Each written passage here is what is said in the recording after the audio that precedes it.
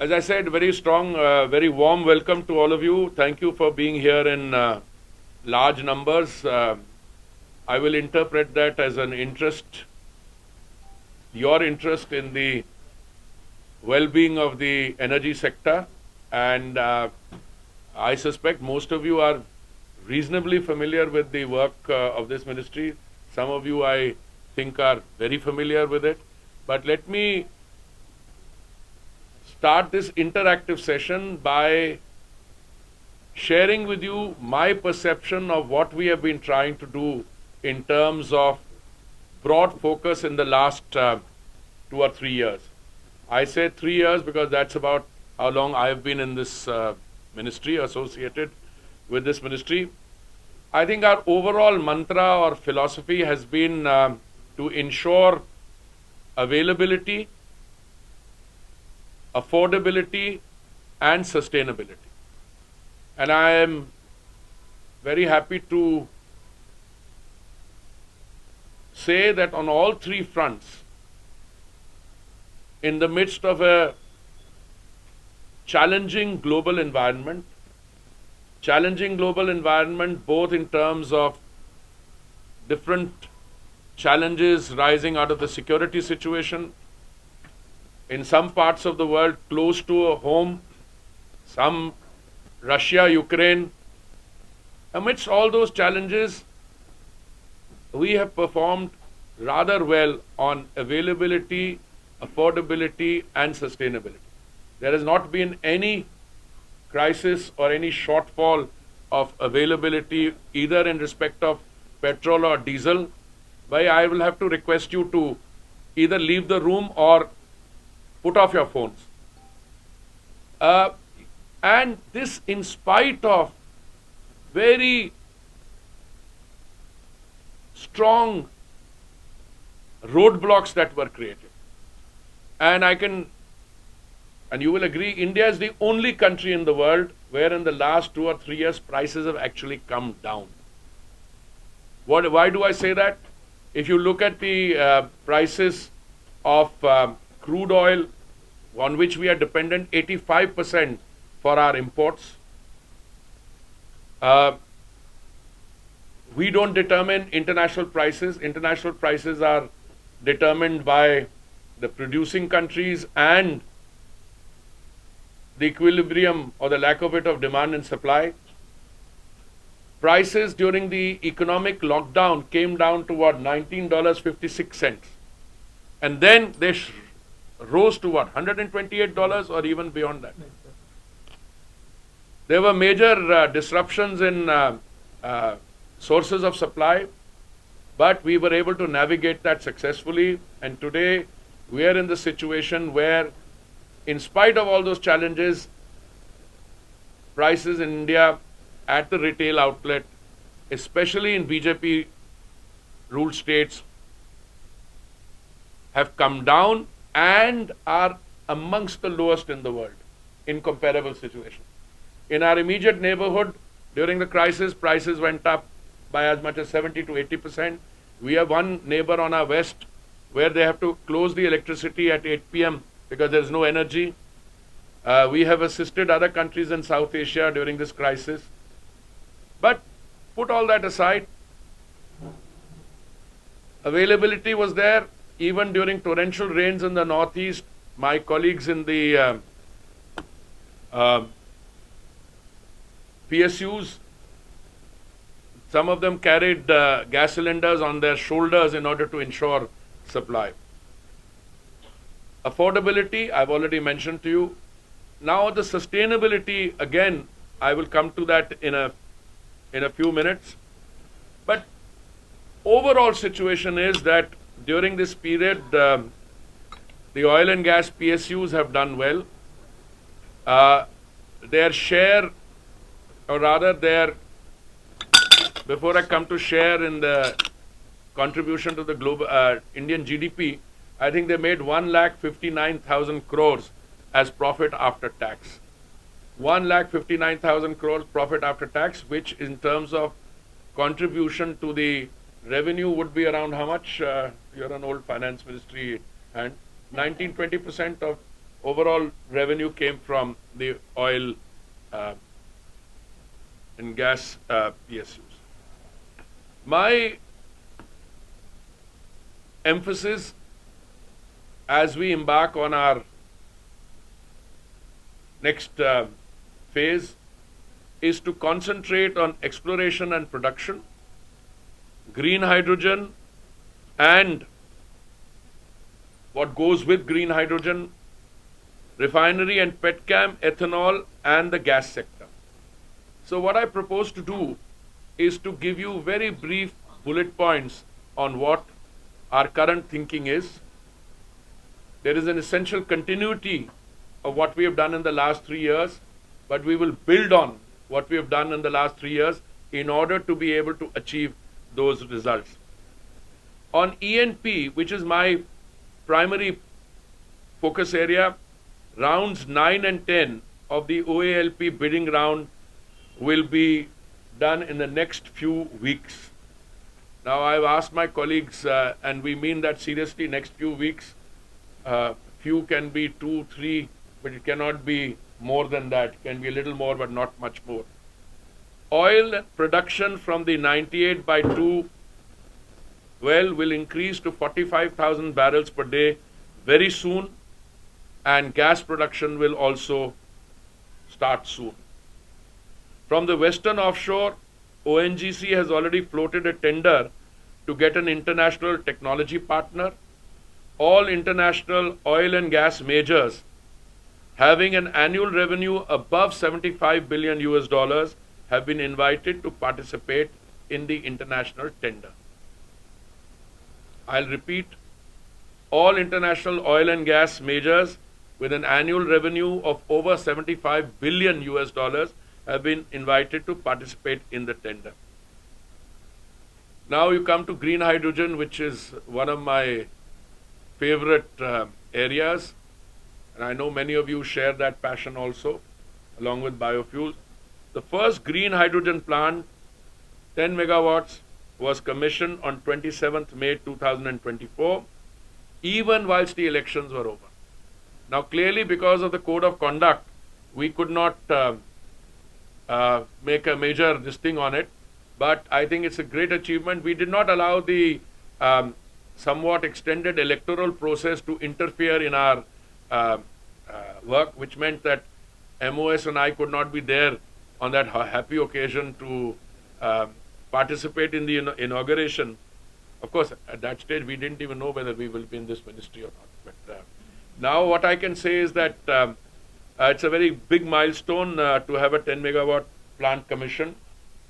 Many of our oil PSUs are in the process of issuance of tender to supply green hydrogen. Green hydrogen station at Kochi has been commissioned for bus plying from Kochi airport. And one of my talking points in the last few interactions with you has been that we are the first country in the world to employ green hydrogen buses. And I am very happy to inform you that 15 of these buses are now plying, 11 in Delhi and 4 in Vadodara. So that again, now somebody will turn around and ask me, what is the viability? You know, when you are at this stage of pioneering, starting a new project, you want to demonstrate that. And as we get into green hydrogen more, the cost will also keep coming down. But I think it's a very good start. I was frankly hoping to do this, but I couldn't talk in the last, how many days was the electoral process? 85 days or so. So 85 days ago, we were hoping to get it done. It was done. Today, I can tell you that 11 of them are flying in Delhi and 4 there. One in Kochi also. 2. Not yet. No, I'm not as BPCL. Who is this going to do it? That's what I'm saying. Please encourage. Now you have a minister also from Kerala, so then. The green hydrogen refinery, Panipat, 10 KTA, Mathura, 5 KTA, and Paradeep refinery of 10 KTA plants will be installed by IOC soon. Would you like to tell us something about it, or? After, okay, good. Refinery and petchem.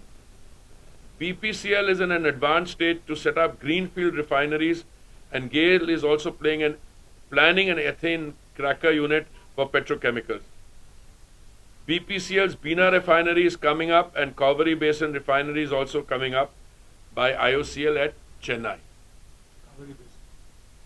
Okay. Now, ethanol, which is again one of my favorite stories. I'm very happy to inform you that in the month of May, for a month alone, on a month alone basis, we were able to cross 15% of ethanol blending. As you know, the Honorable Prime Minister had set a target of originally of 20% blending by 2030. Just to give you the historical background, when the Prime Minister assumed responsibility in 2014, at that stage, ethanol blending was about 1.4%. He set a target of 10% blending by November 22. We were able to accomplish that 5 months in advance. And at that stage, we moved the 20% blending target from 2030 to 2025. So I can tell you that on the basis of what I have seen and the basis of the work in progress, I am reasonably confident that the 20% blending target, which was brought forward from 2030 to 2025, will be completed by the 2025 ethanol year. Is that the correct term? Okay. Gas sector, the Gurdaspur-Jammu pipeline will be commissioned soon to provide gas to J&K. Indradhanush gas pipeline is ready for supplying gas to the northeast. So I'm going to stop with these bullet points, but knowing you, I'm sure you will have questions. At this stage, I would recommend, but of course I can't prescribe. You are members of the distinguished fourth estate in the largest democracy of the world. So you go ahead and ask whatever questions you like. If I can't answer them, I'll request my senior colleagues around me. But I think we have, how much, 15, 20 minutes or more? Okay, 15. So who wants to start off? Identify yourself and the young lady here. Identify yourself and ask me your question.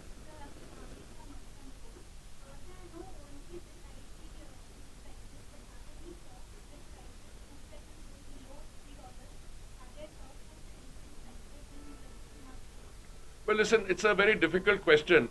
First of all, we are talking about crude oil prices.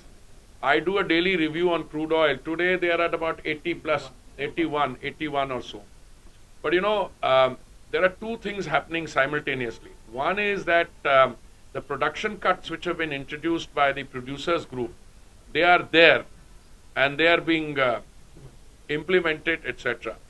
Second thing, the market seems to have already factored in these production cuts. But you know, the price can go up, 85, it can go up. Issue from our point of view, on so far as prices are concerned, this is a deregulated sector. By and large. When there's a crisis, we step in and we tell, you know, because and I have been on record paying a compliment to the PSUs, OMCs, that even at a time when the prices were very high, they took a beating, they had suffered losses. Of course, as a good government, we acknowledge the role of good corporate citizens and we try to reimburse it. I am not a soothsayer or I'm not into the business of predicting, but what I can see is that you already have had a central excise duty cut on two occasions, November 2021 and May 2022. That brought the prices down by 13 rupees and 16 rupees, if I remember correctly. Now, the BJP ruled states had reduced their VAT also. So, in fact, madam, the BJP ruled states and the centre's excise cut have by and large brought prices down in most parts of the country. I think as a first step, I would think, not because I happen to be associated with the industry, but then the non-BJP states should first of all step in and do that. Insofar as the rest is concerned, I mean, it stands to reason if international prices remain at 82, or they were down to 75 also some time ago, then they can start thinking about it. But you know, you have to add to that several things. You have to add to that the price of crude oil, the cost of transportation, the cost of insurance. Now, where the cost of transportation and insurance have the ability to suddenly spiral up, for instance, if there's disturbance in the Red Sea or elsewhere. So, that's what look at, and then there's the exchange rate also, because ultimately most of these supplies are contracted for in foreign currencies. So having said that, I know your question would have been, you would have preferred yes, they are going to come down, but I'm a trained civil servant, so I will always be cautious before I give you. So, Yes, madam, identify yourself. And Karishma from Business Today. So in your first 100 or 125-day agenda, is there a proposal that you're mulling to take? no, that 100 days agenda will be separately declared. We have been working on it even before the election. There's been a lot of meetings on it. This is not about that. What is in the 100 days agenda? Is that right, Pankaj? We will come out with that separately. Yeah. I have given you a broad philosophical outlook on where we were 3 years ago when I joined, where we are today, and broad direction in which we are going. Sir Pawan Nara India TV petroleum product under GST ये बहुत statement आते हैं, क्या एक consensus बनाने की कोशिश हो? मैं आपको एक चीज बताऊं, आपकी शब्दावली मुझे बहुत पसंद है. कोशिश होगी, आंसर इज कैटेगोरिकली कोशिश होगी. No, hold on. I am giving you my philosophical approach. I mean, as the line minister, you say कोशिश होगी means you try. I said yes, we will try. Yeah. Both MOS and I will both work on it. I know one minute. No, I can't have everything here. I must go this way. अगर हमने 2014 में और फिर 2019 में देखा कि petroleum और खासतौर पेट्रोल डीजल की जो कीमतें थी उसको रिड्यूस करने के फॉर्मूले होते थे कि महीने पर बाद कीमतें चेंज होती थी, फिर एक फॉर्मूला आया कि पर डे कीमतें चेंज होगी. थर्ड टर्म में क्या इस तरह से कीमतें चेंज होंगी? आपने जैसे गैस प्राइस फिर आपको लगता है कि वैसा ही जो अभी तक चलता आ रहा है उसी तरीके से कीमतें चलेगी? मैं आपको थोड़ा सा आपको कॉन्टेक्स्ट दे दूं. गैस प्राइसिंग का जो हमारा सिस्टम था वो पहला था, it was dependent, if I recall it, 4 different hubs. Okay, उस हब में से एक चली गई, एक नहीं रही, etcetera, and it used to be reviewed every several few months, 6 months. तो उसमें प्राइस थी. फिर हमने 2 काम किए. हमने उसको एक तो हब से हटा के we linked it to the Indian basket, crude basket, but linked it to that, and then we put a floor and a ceiling. उस बार एकदम फर्क पड़ गया gas price. Insofar as petrol and diesel prices, we don't review them. It's a deregulated sector. The sector was deregulated, if I remember correctly, between 2010 and 14. We have merely taken that forward. Now, in that situation, instead of your daily review, the real determinant becomes what the international price of crude oil is. But हम क्या चाह रहे हैं? Your economy is booming. Make no mistake on that. If you look at the increase in GDP and your last quarter figures, it's very, and a booming economy by definition means more energy consumption. All right, now some of you will pick on the word booming. We have been very fortunate, thanks to good, very visionary leadership by the Prime Minister and his team, etc., that we have been able to ensure that GDP growth has been both by Indian terms and relative to other places. Last quarter was how much? 8.2%, if I remember. 8.2%. And so at a time when the challenges of recovery in the global economy are there, when some economies are just at, either flat or little more, the IMF a few days ago, 2 weeks ago or something, IMF said that our GDP stood at $3.95 trillion. Japan, which is the 4th, and we are the 5th largest economy. Japan, which is the 4th largest, is at 4.1 trillion. Now, if you have a rate of growth of 7% plus, and you have that for some time, it's a matter of time before you will become the 4th largest. And Honorable Prime Minister is on record to say that in the coming years, during this term, India should be amongst the 3 largest economies in the world. Now, if you go backwards, what you see is that when we were faced with this crisis, how did we navigate it? That becomes a starting point. Now, you had to indulge in some kind of informal mechanism of daily monitoring because it is a crisis situation.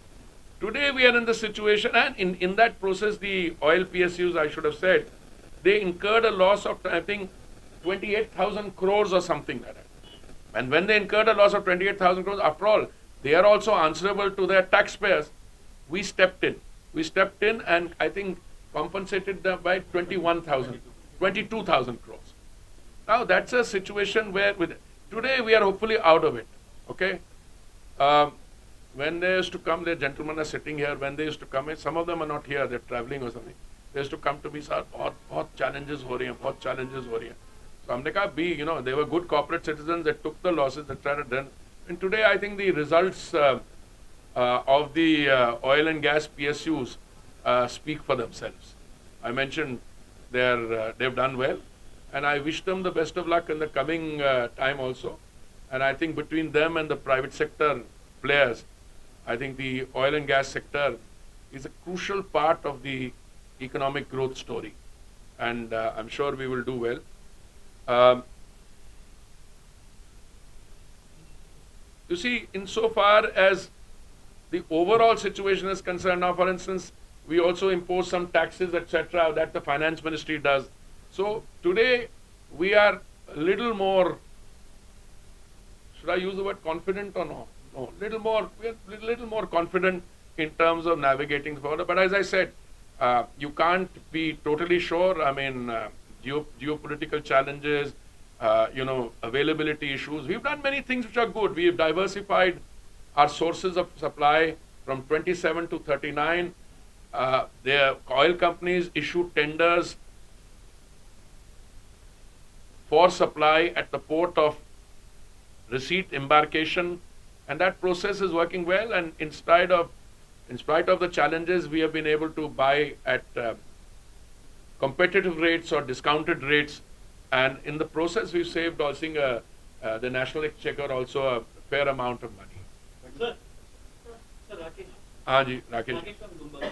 Sir, you just spoke about BPCL in advance nature of setting up a new greenfield. Where is this budget coming up?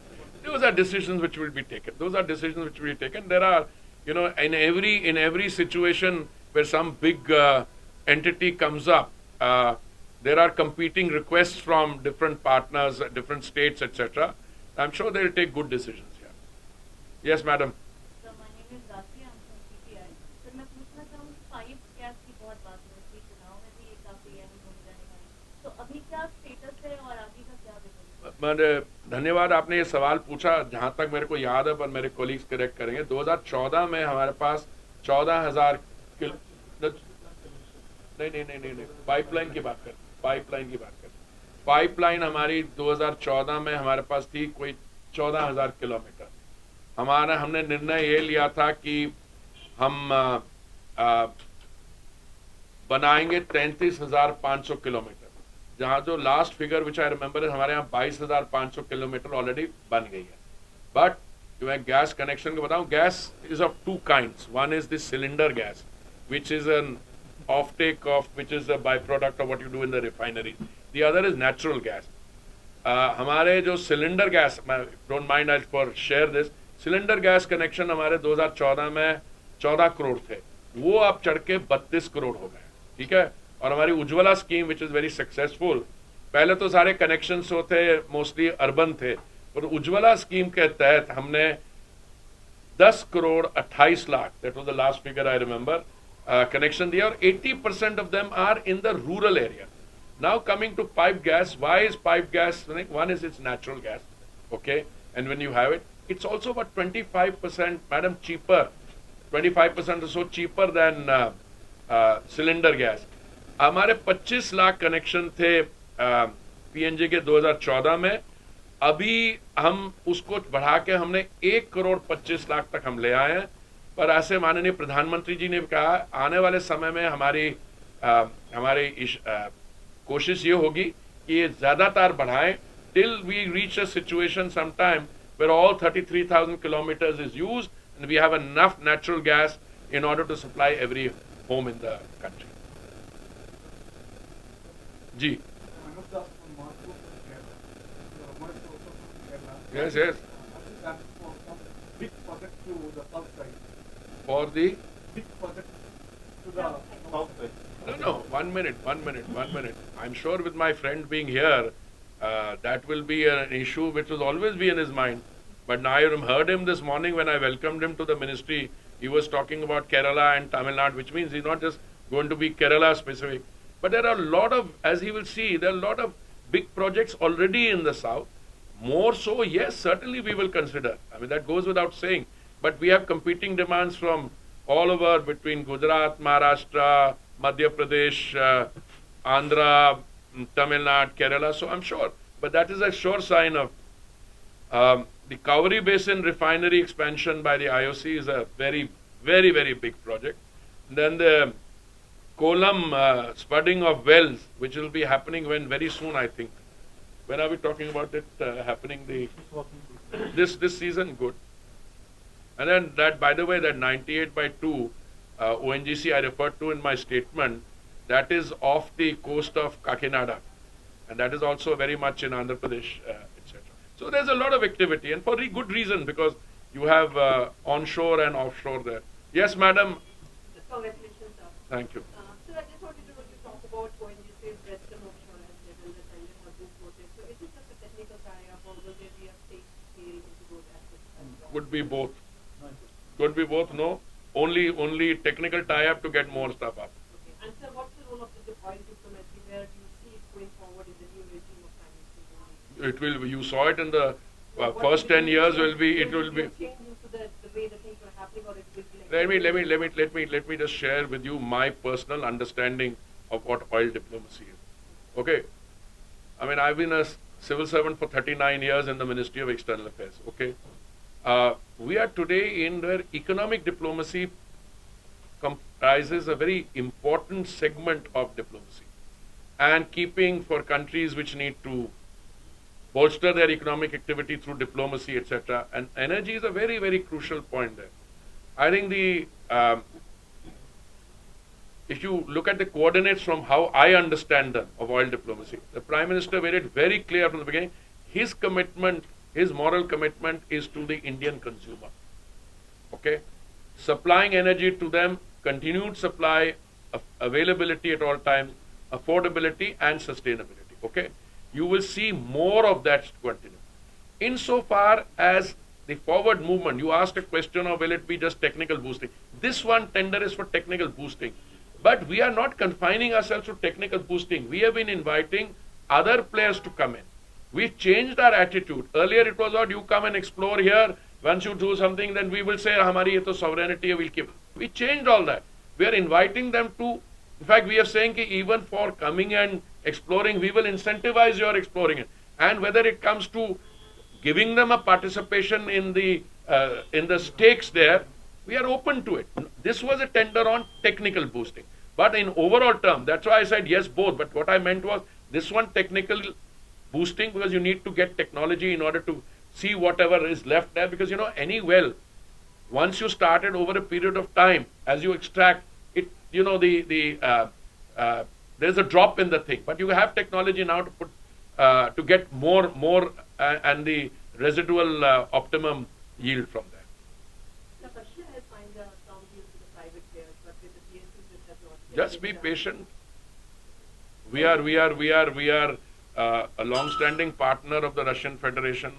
You're all smiling. So they have had conversations on long-term deal, and as a minister, I don't interfere in commercial and those kinds of negotiations. But I am confident that both our private and our public sector players will sign long-term deals with all countries where they see benefit in doing so. Now, I gave you such a precise answer, and I know, sir. I know what precise is within that globe is in that answer. I just want to circle back on a question on this. yes, madam. Is the privatization completely off the table? You know how much money? Really, what a question here. You were being privatized at a certain amount. They made more money than in the first 3 quarters, yeah, after tax. Completely off the table. Would you sell your, Sir, I wouldn't sell. Deepam would. no. Thank God it's we who take the decisions, yeah. No, absolutely.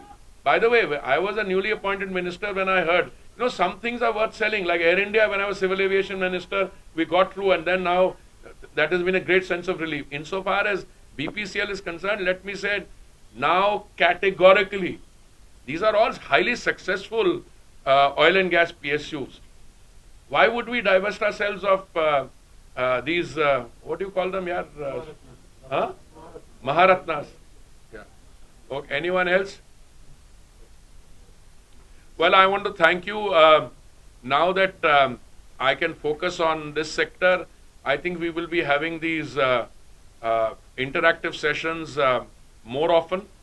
My doors are open to all of you otherwise. I am very happy to welcome my friend Mr. Suresh Gopi. Of course, he is going to be divided between culture and tourism also. But the broad message is that full thrust ahead for more and more E&P, more and more green hydrogen, refinery, petchem, ethanol. And as we go, these 10 years of the Prime Minister leadership have entirely changed the landscape of how we have viewed these questions, energy related issues. And I think that Atmanirbharta, the focus on domestic production, we're going to push that even more. And the success story on biofuels, ethanol, when we did 10% of blending, and PM has been particularly keen on this, we were able to save 41,000 crores on the import bill, and we were able to give our farmers 42,400 crores. Today, when we are hoping to achieve 15% and 20% blending, of course, how much you save depends on the prevailing international price. But I think the PM's personal commitment, visionary leadership, all that, hopefully, and I count on your support in the next few years, we'll take this journey to even more successful and higher outcome. Thank you very much. Thank you, sir.